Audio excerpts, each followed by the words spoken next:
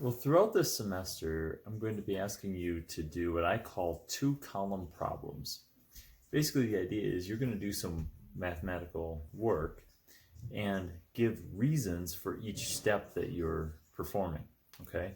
For those of you who may have had a geometry course in the past or a trigonometry course, they're kind of like two-column proofs. You may have seen those before, but we're doing it with algebraic problems instead. Basically, you're going to do your work in a column or as close to a column as you can, and then write your reasoning off to the side in a second column. If you can't do it in columns, if it's got to go horizontal, you can just kind of write it next to each equal sign, or there's ways that we can make it work. But I'm going to call them two-column problems, even if you don't end up writing them that way. I'm going to do one here, and of course, this does utilize the mathematical property index that I've posted on e-learning for you. This sheet is going to be useful to you for all of these problems, and I want you to start getting used to writing the reasoning in code form. I'm going to be grading it. It just kind of makes things easier to do that. I have a code basically on here which I've described in another video.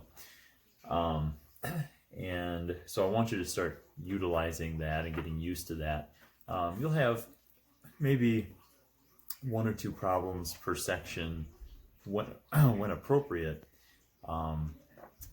that you'll have to turn in each week, written out in this way. And then your tests are going to have several problems like this as well. There's many reasons why I do this, but the main thing is I want you to get some practice with it now, so that you're familiar with it. So we'll start right in the first section doing one. And so I'm going to do a two-column proof with this problem. We're going to be finding the difference quotient of 3x squared minus x. Okay, so the difference quotient, remember, is this really ugly looking fraction. But remember, the first thing we need to do is find f of x plus h. So anywhere there's an x in the original function, we replace it with x plus h.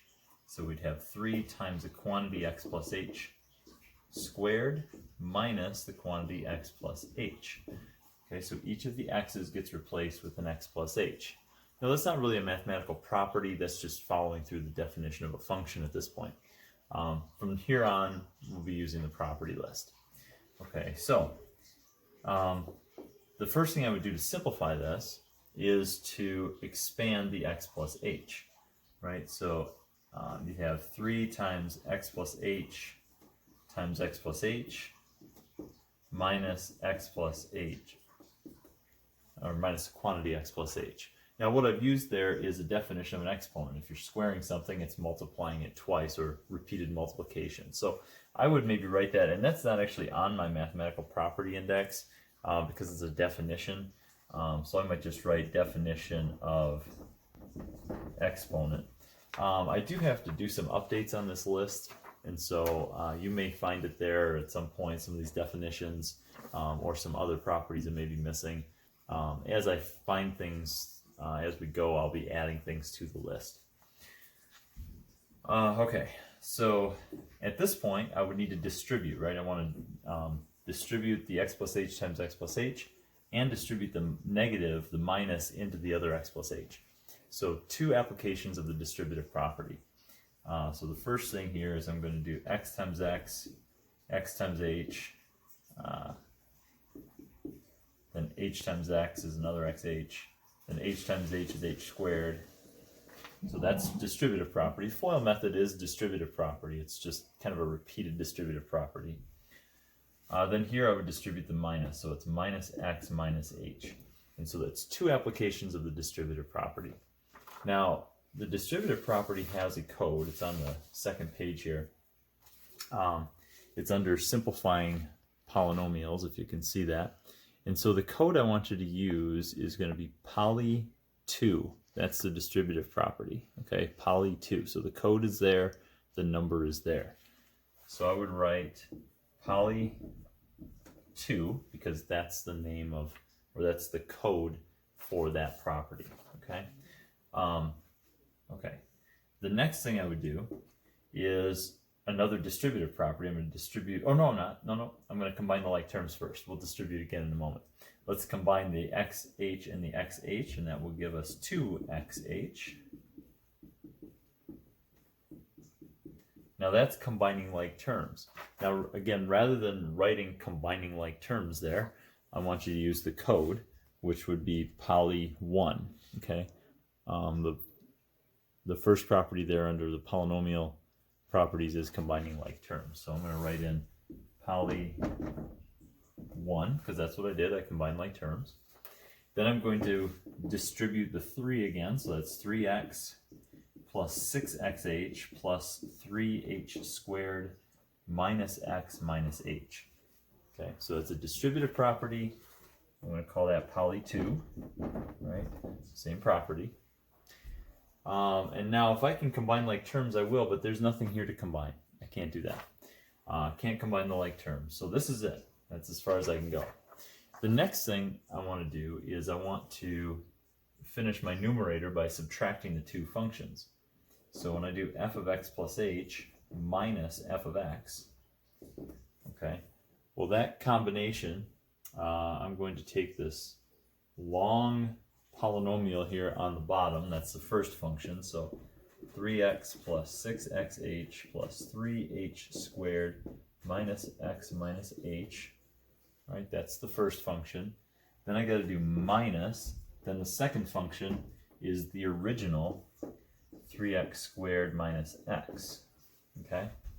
Now what I've done here is I've done a substitution. I've substituted each of these functions with the actual polynomial that represents them. And so the substitution property is what I have here under equivalence relations, property number 3. It's really the transitive property of equality.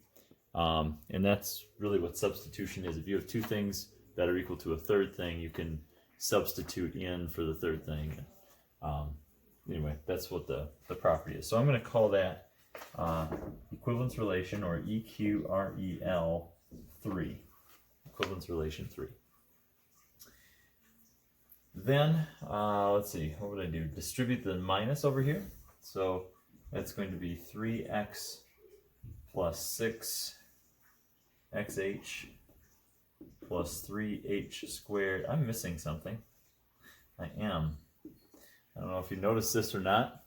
That should have been an x squared right from the beginning. X times x is x squared. So I'm missing a square on that x, which I'm going to follow through on all those. There we go.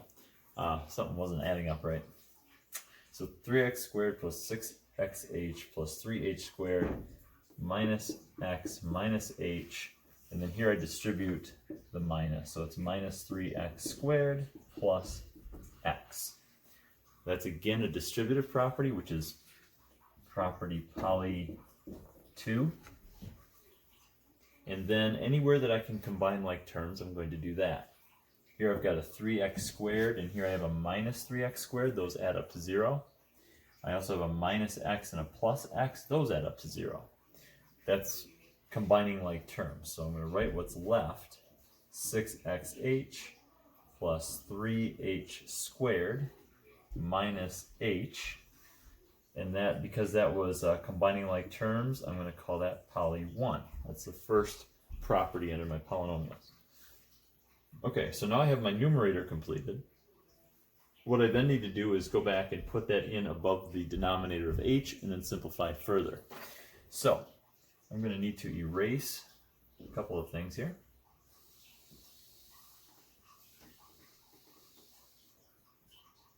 Maybe that'll be enough, we'll see. All right, so now I'm going to take f of x plus h minus f of x all over h. All right, so the numerator, I can substitute in these three terms that we just simplified. So 6xh plus 3h squared minus h. And then my denominator is still h. So that is going to be, let's see, what property is that? That's the equality equivalence relation, that's the equivalence relation 3 again, that's substitution.